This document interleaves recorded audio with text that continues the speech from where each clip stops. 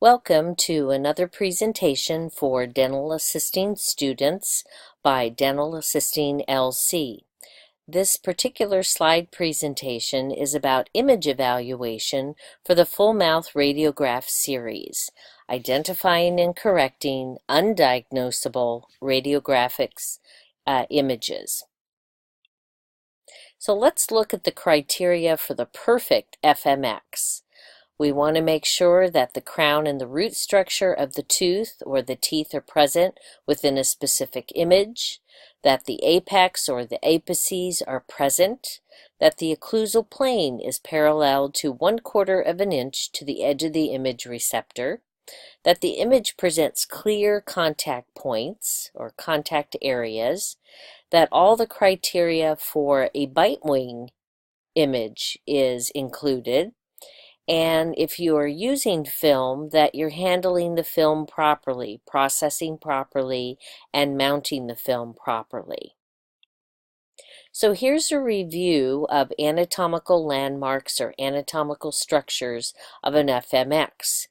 We're going to look back from another presentation at this periapical, this upper right molar periapical. So in a periapical, the dentist and we as good radiographers want to see the entire tooth from the apex to the crown and some surrounding anatomical structure. In this case, for a maxillary, we can see part of the sinus cavity. In a previous slide presentation, I was critiquing this particular image, and I made an error, and I said that this image receptor should have been moved mesially. I really meant to say it should be moved distally to get a little more of the maxillary tuberosity in the image. So our periapicals, periapical images should have the entire tooth from apex to the crown of the tooth and surrounding tooth structure.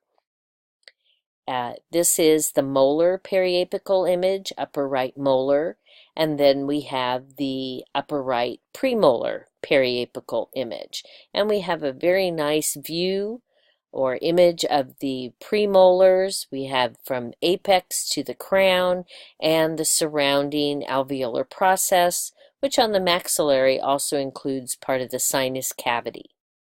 On our bite wings, we want to make sure that we have maxillary teeth and mandibular teeth in the image, and we also want to have open contacts in a bite wing image.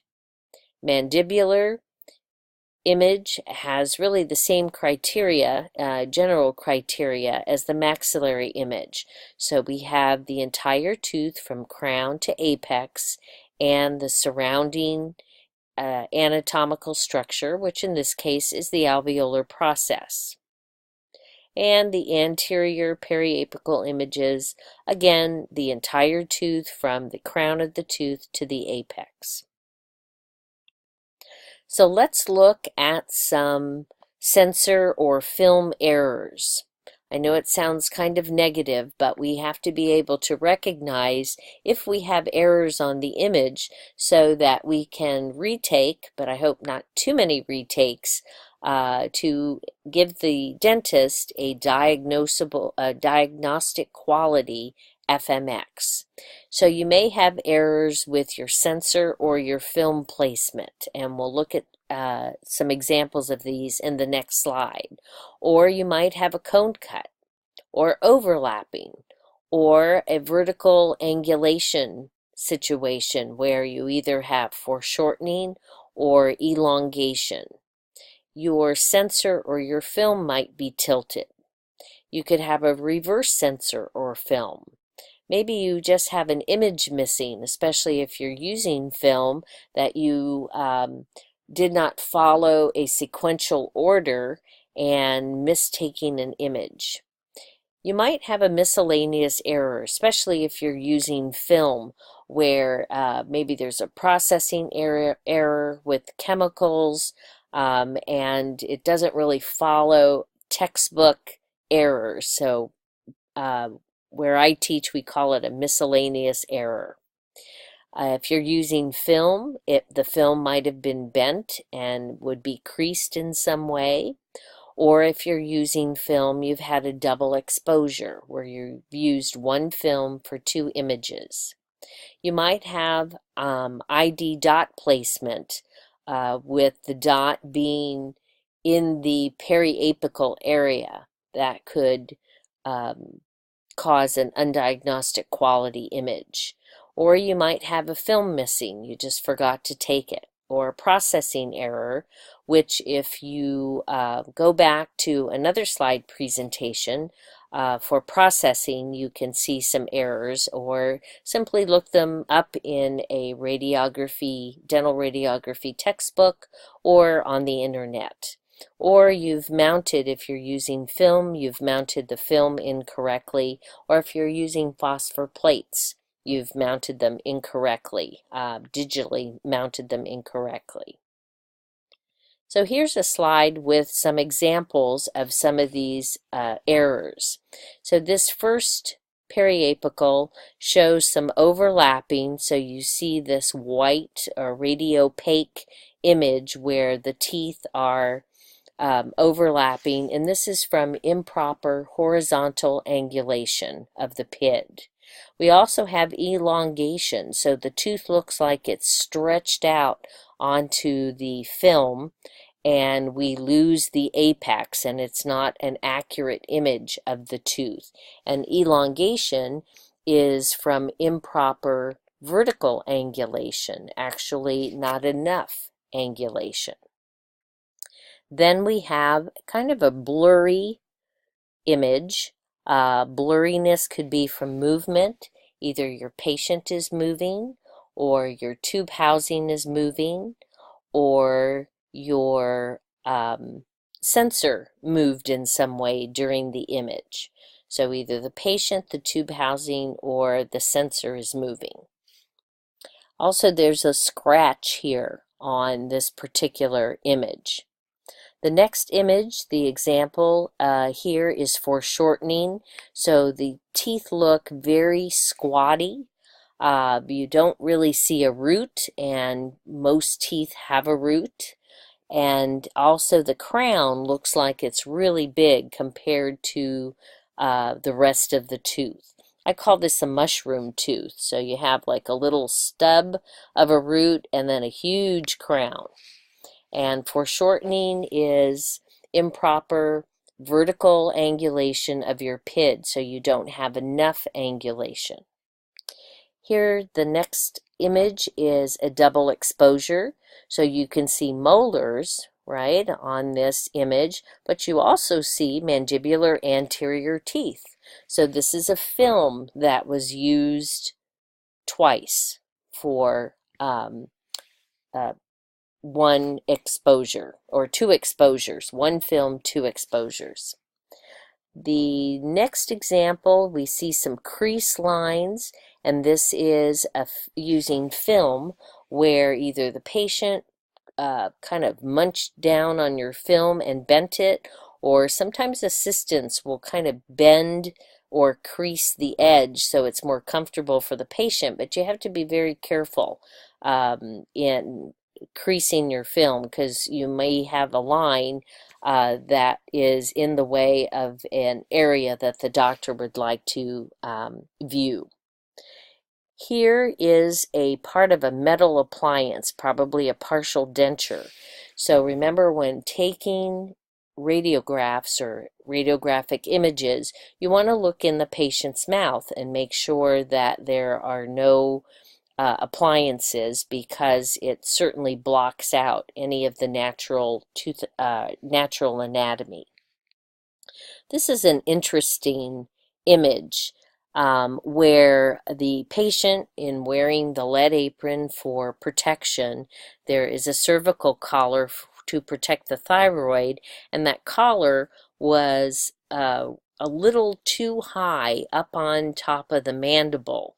So in positioning the PID for this particular image, the lead apron just got in the way of the PID, and so it blocked the image here. In the next image, we have a reverse film. So if you look within this red box, you'll see a little pattern, and we call that a herringbone pattern.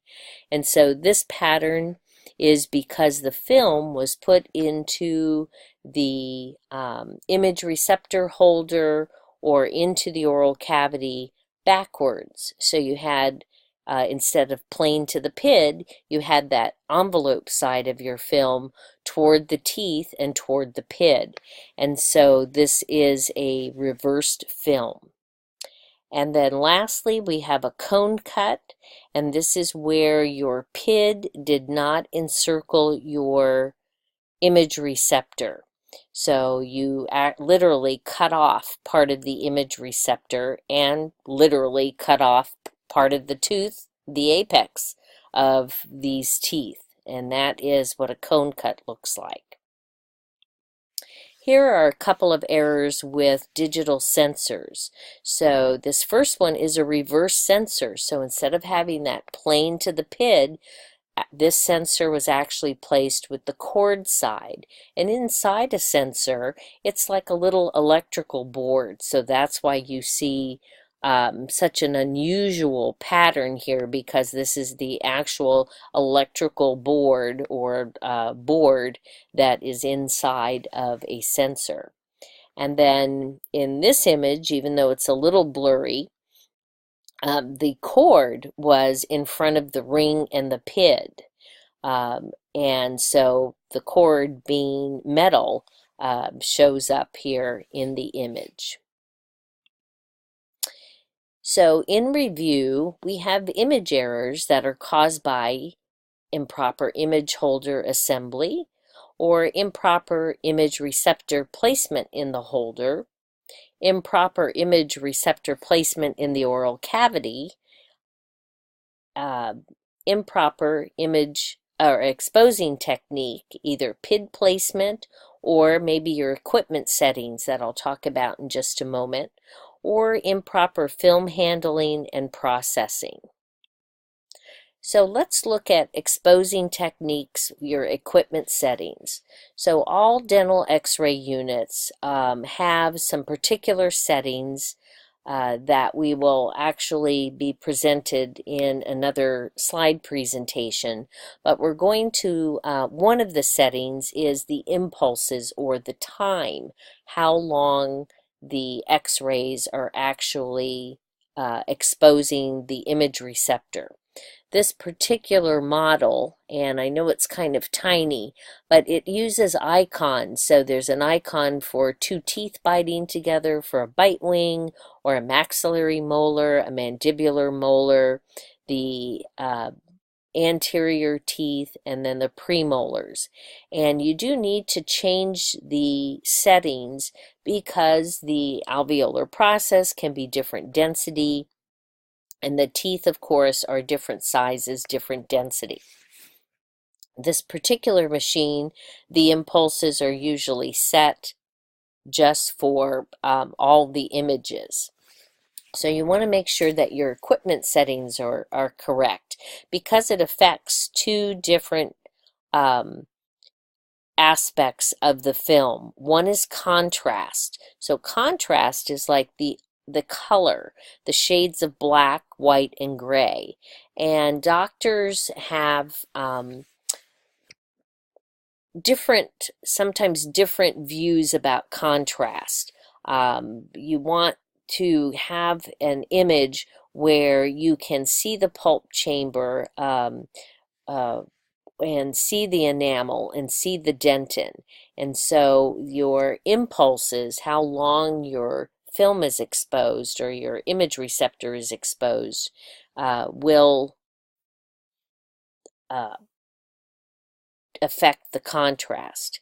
It will also affect the density, which is the degree of darkness, whether it's light. So this image was not exposed, didn't have enough exposure, and this image here on the right, the one of the lower left molars, had too much exposure. So all of these will be these areas of contrast and density, and the equipment settings will be determined really by the manufacturer and also by your dentist. So our best practices in conclusion here is that you always want to assemble your image receptor and holder properly, like plane to the PID.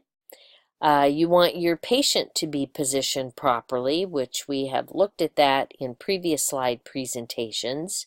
You want to have proper image receptor placement in the oral cavity. So purposeful placement, that you're placing the image receptor by the teeth that you want in that image. And you want to make sure the patient is biting down properly. You need proper PID placement, so your angulation, your vertical angulation, and your horizontal angulation. You also want your proper equipment settings to make sure that you have appropriate contrast and density. And if you're using film, certainly you want to handle the film properly during processing. So I thank you very much for listening and watching slides on image evaluation for a diagnostic quality radiograph and looking at potential errors and how to correct them.